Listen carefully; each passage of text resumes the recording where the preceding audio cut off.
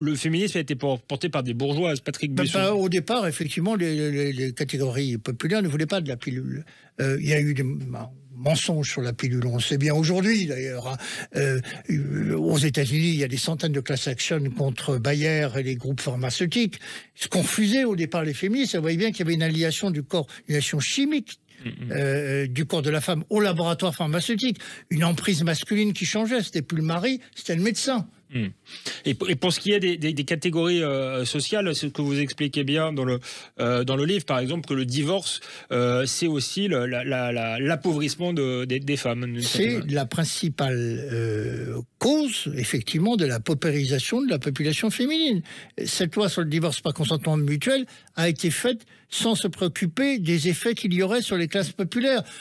Le divorce était, depuis la loi Naquet de 1884, un produit de consommation bourgeoise. Et les effets de la séparation sur un couple bourgeois et un couple de milieu prolétarien ne sont pas les mêmes. Et on a fait une allocation de parents isolés après simplement avoir voté la loi, parce qu'on a constaté que les familles monoparentales, invention de la sociologie américaine, il n'y a pas de famille monoparentale. Un enfant a toujours deux parents. C'est le foyer où il n'y a plus qu'un des parents, mais la réalité est tout autre. Eh bien, ces familles populaires, et notamment les femmes, ont été les principales victimes d'une loi qui n'avait pas prévu les conséquences sociales du divorce par consentement mutuel.